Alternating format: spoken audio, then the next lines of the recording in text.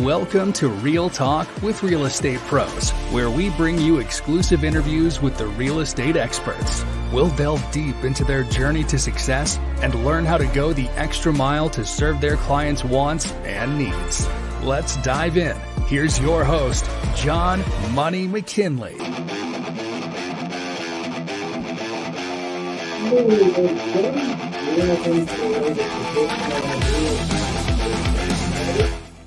Today we've got a fantastic show set up for you. I have an expert here. Some of you may know who he is. This is Brian Stevens.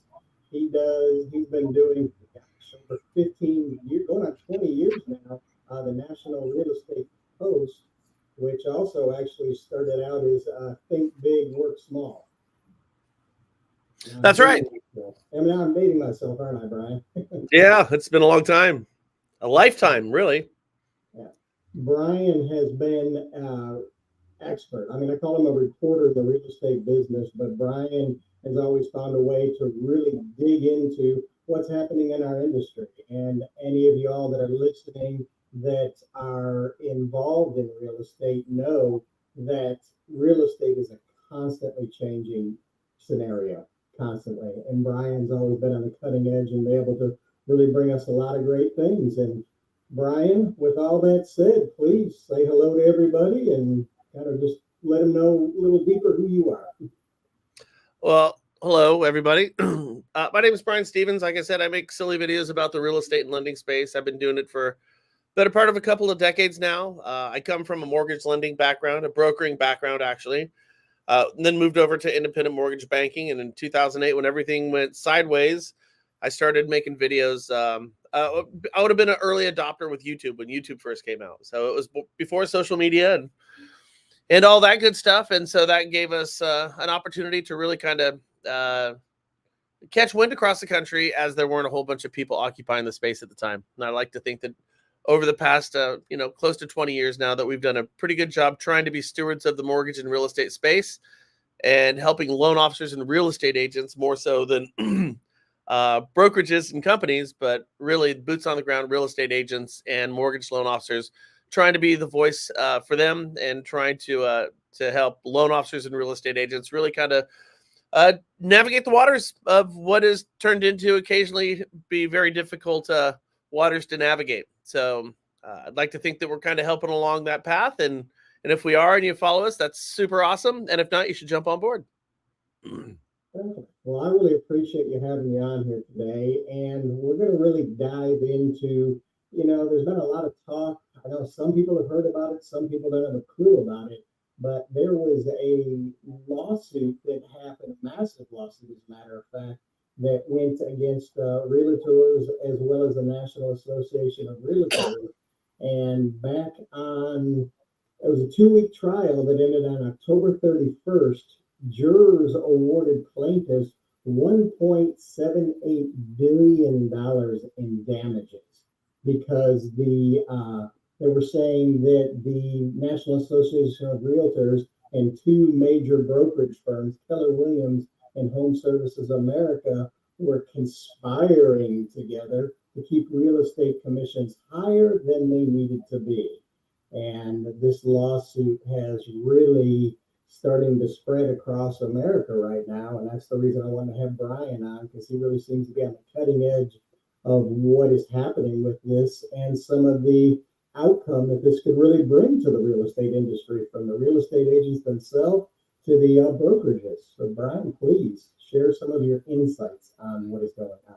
So they didn't just sue those two brokerages. They also brought a lawsuit against RE/MAX, and they brought a lawsuit against all of the Realogy brands, which is going to be your C21, Better Homes and Gardens, Sotheby's, Coldwell Banker. So they basically took all the big brokerages and sued them all. The Realogy brands and RE/MAX settled separately from this lawsuit. Keller stuck with it along with the other one, along with the National Association of Realtors. And they're also suing the multiple listing systems out there for collusion. Now they should have sued them for 18 billion or 180 billion, because these brokerages, they don't have the money. Like they can't pay 1.8 billion dollars. It's not even in the cards. And now this lawsuit only represents the state of Missouri. So can you imagine what happens when this goes outside of Missouri? And as I've told you before, John, what lawyers do for a living, they sue. That's what they do. And now that there's a belief that class action lawsuits running rampant around the country and the real estate community are going to be met with favorable decisions, the class actions are starting to pop up, which are going to keep these real estate brokerages embroiled in lawsuits for the foreseeable future. And frankly, I think to the point where it's going to bankrupt them all. I think what you're going to find is a lot of the smaller brokerages that don't have a lot of legacy transactions that now are going to become litigious nightmares are going to crop up and kind of fill the space that is going to be created as a result of real estate agents migrating from some of these bigger brands. If you think about it, the lawsuit in Missouri, what it states is that every transaction that has ever been done in real estate, every transaction has been deemed illegal. And there's collusion between the multiple listing systems, the National Association of Realtors, and all these brokerages to keep these commissions artificially higher than they should be.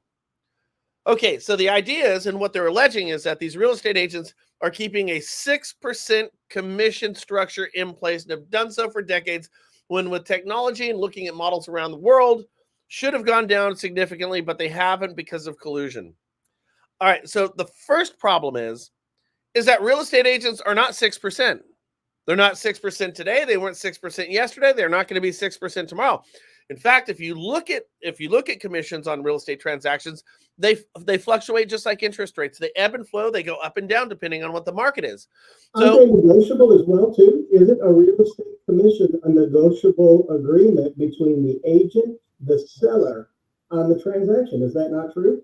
Well, that's precisely the point, is that because real estate commissions fluctuate and go up and down, that tells you that they're not set in stone and that there's no collusion in place. Listen, in hot markets where properties are selling themselves, we have for decades seen the discount broker pop up and they'll list your house for 1% or for flat fees, and they'll stick it in your local multiple listing systems. This has been around forever. And yes, real estate commissions are negotiable. That's why they change on a regular basis. So the accusation at its core is patently false, but it doesn't change the fact. Here's what happened. It doesn't change the fact that this lawsuit was found in favor of the plaintiffs on it.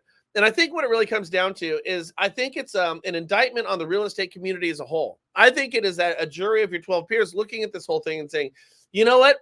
These agents don't do enough money to warrant the money that they're making. So we're going to find them guilty, not because of the accusations in the lawsuit, but because we by and large just disagree with real estate agents earning as much money as they earn.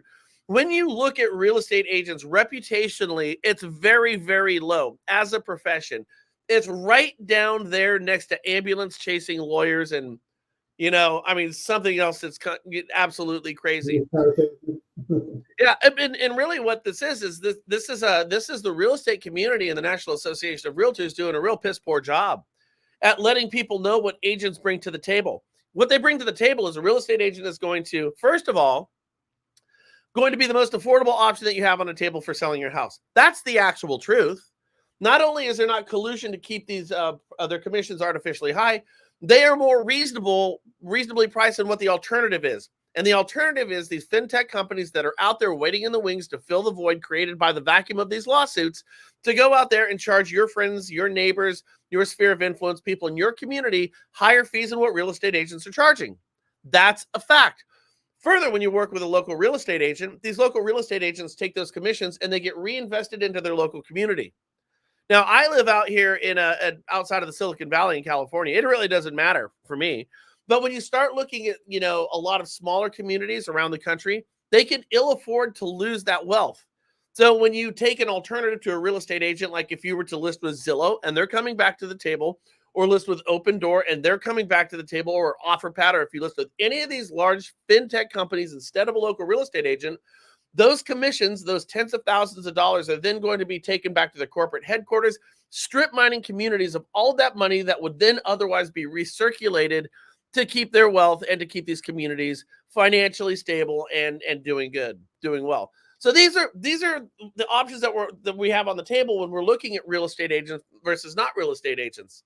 So yes, this is taking place right now. It is an accusation of collusion. It's false. and it's being propagated and perpetrated because there's a lot of wealth for tort attorneys, class action attorneys, to make enormous amounts of wealth on these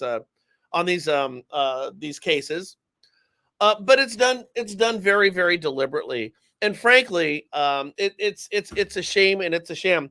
And now I spoke with, and I think I told you this the other day, I spoke with Dave Stevens, who's one of the past presidents of the FHA and the past president and CEO of the Mortgage Bankers Association. He's an expert witness in all of these cases that are cropping up around the country. And what he told me about the Missouri case was that jury deliberated for less than an hour. I mean, they didn't ask for anything.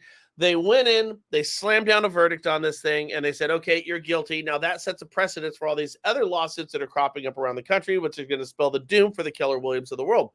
Now, the last point on this one, John, is it's worth pointing out that this lawsuit prior to the state of Missouri was brought in a separate case in Illinois the year prior, where it was thrown out. It was just thrown out because there's no grounds for what these accusations are. Further, in 2020 and 2021, the DOJ started an investigation at the same time as the Illinois lawsuit was taking place, and the DOJ found no grounds and threw it out as well. However, the Biden administration, and I'm not getting no political slants on this, I'm just pointing out what took place. The Biden administration directed the Department of Justice to go back in and start reinvestigating the National Association of Realtors and these brokerages for collusion as a means of trying to break up monopolies that are otherwise going to keep prices artificially high. So this is already thrown out by the DOJ, but it's been picked up for political purposes. The lawsuit had already been thrown out in Illinois. It had been picked up again in in Missouri. But the thinking is from Dave Stevens is, well, the jury's deliberations and the findings of guilty don't warrant the merits of what the case is, and that this case is going to be caught up in appeals for the foreseeable future. The National Association of Realtors has some of the best legal teams out there, and because this sets the precedence as it goes in Missouri, is as it's going to go for the rest of the country. The tall and short of it is really this. If you're working for one of the big real estate brokerages out there, they're going to spend a lot of their time, their resources, and their energy not making you a better real estate agent, but frankly, fighting off lawsuits. And that's my personal opinion, again, as an advocate of real estate agents. That's what I believe, not what John believes, but what Brian believes, okay? As a real estate agent out there, frankly, I don't think this is going to have a huge impact on your ability to go out there, represent buyers, and get a commission. And if you're listing properties, if you have a listing and you're on a listing presentation, you still have your fiduciary in place as a real estate agent, that being your moral and legal obligation to represent your client's best interest. Now, when you're on that listing presentation and you're talking about your commissions and you're going to list it for 2%, 3%, 4%, I don't care what you listed for. The only difference that you're going to have is now when you're speaking with your client, you're going to have to ask them if they would like to bring a commission to the agent who brings a buyer to your property. Would you like to give a commission to the real estate agent who brings the winning bid to your house? Yes or no? And understand this. If you say, no, I don't want to pay a commission to the real estate agent who's bringing the clients with a winning bid to my property, there's a good chance that those people aren't going to be there putting that winning bid in on your property, because that's how the world works. So let me ask you this too from that standpoint, Brian. Let's take this. When a real estate agent has a fiduciary responsibility to the seller, which is what a listing agent does, they are representing and working for the seller, correct? Correct. Okay. When a real estate agent is working for the buyer, they have a fiduciary responsibility to the buyer to get the buyer the best form of transaction. If we work to eliminate the buyer's representation, and now they're dealing directly with the seller and the real estate agent who has a fiduciary responsibility to do everything for the benefit of the seller, is this not going to be out there putting the buyer at a risk of basically not getting as good a deal as they could have gotten if they would have had proper representation? Almost like going into a courtroom without a lawyer. Okay, so now you bring up now we're getting in the weeds on this, John, but you bring up a very good point. So what you just said is, well, hold on a second here. If the buyer doesn't have legal representation and the seller has legal representation, does that not then stack the deck in favor of the seller to negotiate an unreasonably beneficial deal with that buyer? In other words, that seller is going to be able to probably find ways to finagle things that and bowl over or blow over that buyer who doesn't really kind of have the real estate contractual negotiating skill set, right? Right. Okay. Right. So now who is that going to hurt? Now, here's the reason why here's the reason why the seller brings the commission to the buyer's agent. The seller brings the commission to the buyer's agent because in most cases in this country, the buyer doesn't have the money to afford a real estate agent. That's the reason why. I mean, let's just face it. Your average American right now, 75% of people in this country don't have enough money in their savings account to fix a tire if it were to blow on their car today. That's a fact, let alone get a real estate agent to represent them. So the buyer pays for the representation on both sides. A couple of things here. What I said is, would you bring a commission to the real estate agent who brought the winning bid to your property? That means that commission is not paid out until your representation and their representation both came to the conclusion that, yes, this is a great deal. Only after the yes, this is a great deal, at the close of that transaction, is that commission then paid. You're not paying for it up front. You're paying for it after the negotiations had taken place and you as the seller agreed to the terms that were brought on that transaction. Okay? So you're bringing a commission to the person who brought the winning bid, the one that actually closes the deal. Now, here's the other point. Let's just take your example for a second here. I choose not to, and everybody chooses not to pay for the buyer's representation on this. Okay. Now, if I want to buy a house, John, I could pay for a realtor. I could pay for a realtor. And this is exactly what David Stevens said. He goes, the thing is, I could pay for a real estate agent. He goes, people with money and means can just go ahead and cut a check and pay for their representation, right?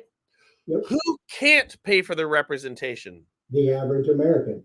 The average to the lower, the ones who are on the lower rungs of the socioeconomic ladder, correct? That would be underserved communities. And that would be your minority communities. Okay? These are the people who are not going to be able to afford representation. In other words, the unintended consequence of this lawsuit is going to be a fair housing violation. It's going to create a redlining scenario to where only people with money and means are going to be able to afford representation, and those without money or means are going to find themselves being taken advantage of, as they always are, by a system that is now broken as a result of the lawsuit that was just settled in Missouri. Well, I mean, and I've seen this going on because, I mean, just to remind everybody, I'm in the wonderful world of giving people money to buy homes, but I saw this happen when they did the loan level price adjustment at the beginning of this year, where they came in and they did that as the guise of, this is helping the lower community. Well, not really. What it's doing is the people that are the affluent, that have the money, that have the 780 plus credit score, and have a 30% down payment, that low level pricing adjustment does not affect them one nickel when it comes to a conventional loan. Yet if your credit is lower and you don't have the larger down payment, those loan level pricing adjustments are now affecting you and pushing you to have to get a higher cost mortgage just because of that there, which again, this is another example of what's happened with too much government intervention, in my opinion, on our industry that hasn't done any good for the consumer. I mean, you and I can both agree, we were both around during the last great mortgage meltdown. We know there were changes that needed to be made. Nobody would argue that. There's been some good changes that have happened since that. However, there's been so much garbage that's also been added in. It's made the cost and the process of getting a home purchased today, especially with a mortgage, much more difficult and more costly to the average consumer. Yeah, I mean, the wealth gap when it comes to real estate is widening. It's never been as wide as it is right now. and it's getting bigger. What's taking place is communities are going from providing permits for new home builders to build single family residences for us to purchase, and they're allocating more permits for huge companies to go out and build apartment complexes for us to rent. So we are right now, right before our eyes, in many communities across the United States, we're exchanging houses to buy for apartments to rent. That's taking place. It's a consolidation of wealth, and it's keeping your average American's ability to earn equity and gain wealth through real estate. It's taking that opportunity away from them. So the wealth gap is certainly expanding between the haves and have-nots. And another point, what we're talking about lower or those on the lower economic rungs of society, underserved communities, and oftentimes minority communities. Those people don't realize this, but with all the billions and billions of dollars that we spent over the past 4 or 5 decades, do you realize that home ownership rates right now amongst African Americans is lower than it was in the 1960s, when you could still put in a deed of trust that you were not allowed to sell a house or rent a house to an African American family? We have lower home ownership rates today than we did in the 60s. So you're telling me that when it was nothing but huge white racist in America, it was easier for a African American or black family to buy a home in the 60s than it was today in 2023? I'm not saying it was easier. Frankly, it was again, you could put in a deed of trust, and you could look it up where you Google deed of trust 1960s segregation. In fact, there are still deeds of trust that are on the record all around the country right now that have this legacy language in them. It's not even like 1 or 2. It's all over the place. So I don't think it was easier. It's probably harder, which should be even more disconcerting to everybody in this country, that we had higher home ownership rates amongst African Americans in the 1960s than we do right now. But well, hold on a second here. With all the rules, all the laws, all the regulations that we've put in place, and all the money that we've thrown at this solution, you're telling me not only have we made no headway, but we're going backwards? And yeah, that's exactly what I'm telling you. And it's because of the unintended consequences of a lot of policies that we're seeing. This lawsuit and this investigation by the Department of Justice against real estate agents is case in point. Sure, you want to get commissions down because that's going to be the benefit to everybody. Okay, I get the idea, and that makes for a great talking point in an election year and an election cycle. But what nobody's talking about is the unintended consequence. The only people who are not going to be able to get professional representation on a real estate transaction are going to be low to moderate income borrowers, underserved communities, and minority communities. We know this to be true. So you're taking away the opportunity for legal representation from the groups who frankly need it the most. Now ask yourself, is that going to get closer and start to bridge the wealth gap, or is that going to expand the wealth gap? And it's going to expand it. So yes, well-intended, but the unintended consequences of these type of actions are going to be, as is always the case, hurt the people who can least afford it. I mean, it's a shame that we have seen happen here recently. And in all honesty and truth, real estate agents really do a lot of work for the commissions they receive. And I think they get a bad rap, because you know as well as I do, Brian, it was out there for so long that there, with all the great real estate times we were having, where you had a lot of the fly-by-night part-time agents get in, that kind of muddied up the waters for the actual professionals who are out there that are making things happen and actually going to work for their sellers and actually going to work for their buyers. I work with a lot of great agents who I can attest.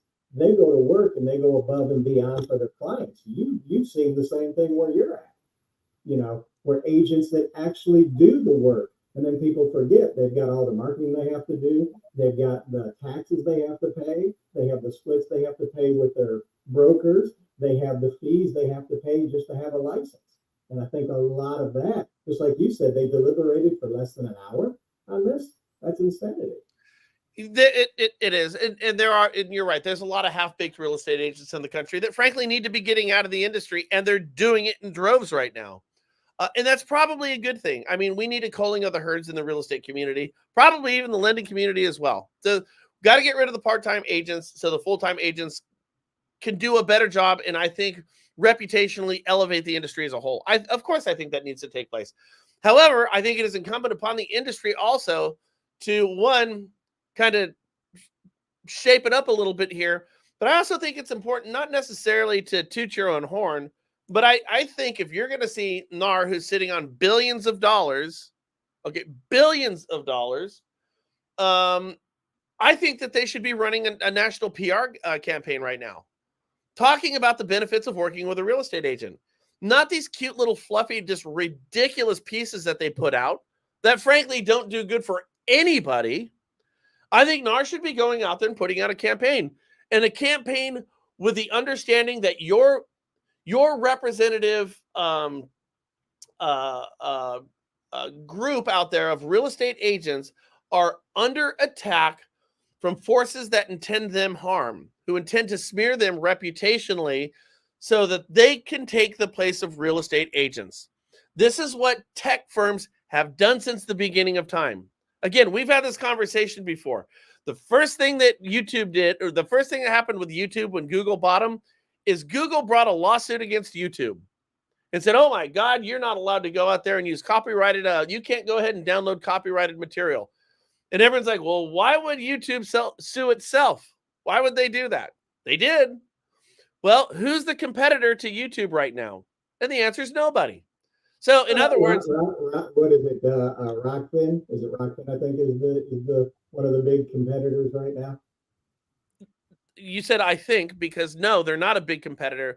There's other video hosting platforms out there, but there ain't any like YouTube, and that all stems from a lawsuit that they filed. Same thing happened with Facebook. Facebook sued itself for privacy. Well, why would Facebook sue its own industry? Well, where's MySpace at today? What was difficult for Facebook killed off the competition.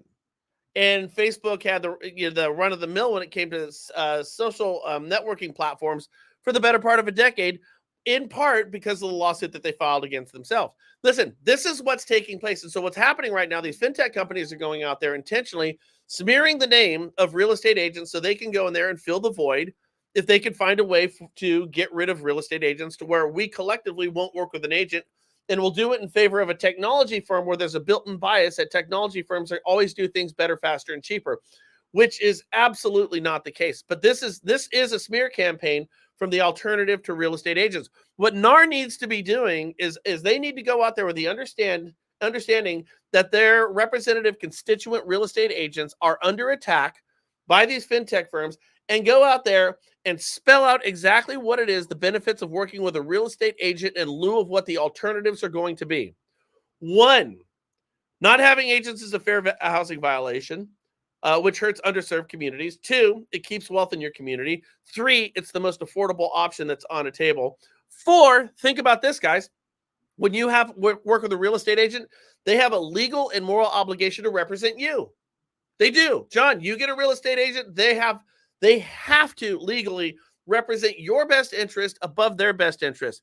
When you work with the alternatives, the Open Doors, the OfferPads, or the Zillows of the world, they also have a fiduciary, a legal and moral obligation, and that is to not you, but their shareholders. They have a legal obligation to their shareholders to milk you for as much money as they can. They do have a fiduciary to screw you out of as much money as they can screw you out of. That is actually their legal and moral obligation. Now, who do you want representing you in a real estate transaction? One, somebody who has a legal obligation to protect you above everything else, or two, has a legal obligation to screw you more than anything else. That's the facts. Why isn't NAR talking about this? No, that's a great point. You're absolutely right, because what it seems to be, it's almost like there might be a little bit of backing from the fintech companies to help these lawsuits move forward, just like you said with the YouTube and with the Facebook. Why would they sue themselves? Because it's going to knock out the competition. And at the end of the day, how much goes into buying a home that the real estate agents and a lot of these real estate companies, I understand. I've got my local Keller Williams here, multiple ones. You have local Keller Williams where you're at. But at the end of the day, those are franchises.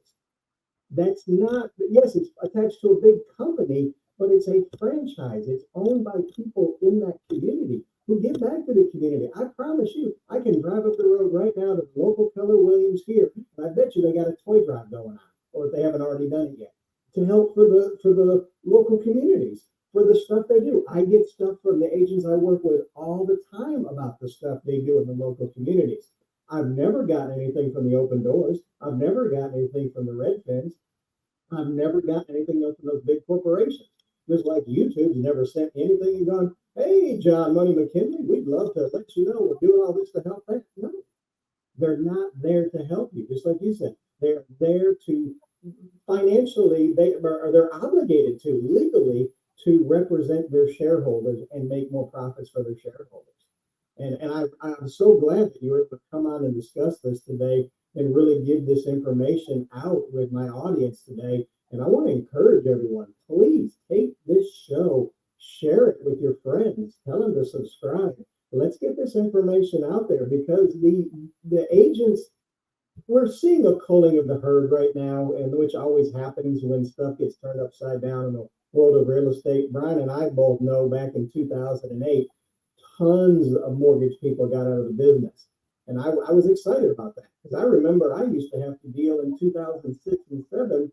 I'm dealing with competition who's working at Starbucks too.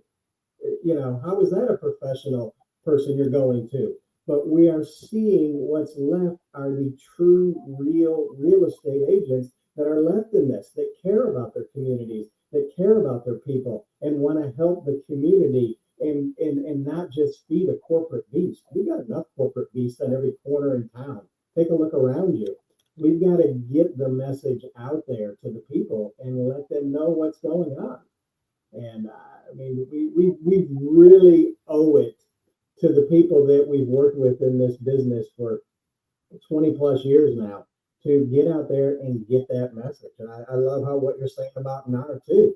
NAR, if you're listening to this, Brian's got some great points on that. You guys need to do that. You've been there for years. You guys have been the ones that have gone and lobbied to support your agents and to support your brokers from what the government's been trying to do for them for years. You guys are the ones that survived through that last real estate / mortgage meltdown we had. My industry got devastated because we had nobody to support us. And the government was able to come in and do all kinds of nonsense to my industry. We really need to push this message out there. I agree. Well, Brian, please let the audience know, how can they find you? How can they see more stuff that you do? I want to let everybody know, Brian does a great show every day, Monday through Friday. He's got his YouTube channel. He's got his mortgage shots as well, too, channel. I mean, you've got multiple channels out there, Brian. Please tell the people how they can get a hold of you. Yeah, if you want to check out our daily show, just go to mortgageshots.com, and we put out a daily show about what's going on. Trying to give you a little levity and sales nourishment in the process. There's no cost, no obligation, and we don't spam. How about that? We won't spam you. Come check out my show. We don't spam. And not a lot of people could say that. I'm just saying. Not a lot of people could say that. We're not a spamming platform. We're not going to sell you a bunch of crap you don't want. We're just going to give you great information about real estate and hopefully a little insight that'll help your day. Plus, you and your crew make it entertaining. Well, we try. I mean, I think my mom thinks I'm funny. So, hey, Brian, important is your mom thinks you're funny. You got a lot of fans. Now, like I said, I've been watching you since the Think Big, Work Small days. Well, I appreciate that, dude. I appreciate that. Yeah, I really appreciate having you on. I want to tell everybody thank you very much for watching today's show. Please like, subscribe, and share my channel. I'm really trying to grow this channel because we're trying to give a place where people can go, whether you're a homeowner or a potential home buyer. You want to find out information, what's going on. Every Wednesday at 11:30 a.m. Central Time, I have real people on here that are real estate professionals that are talking about what's going on. Next week, I'm going to have a great show that's going to be talking about a great place in the local community where you can go take your family that's going to be cost effective and have a good time. And I'll just give everybody a little hint on what's coming up. Just think the 1980s. So it's going to be a great show. Well, I appreciate you, Brian, for coming on here. Everybody, you have a great day, and see y'all next week.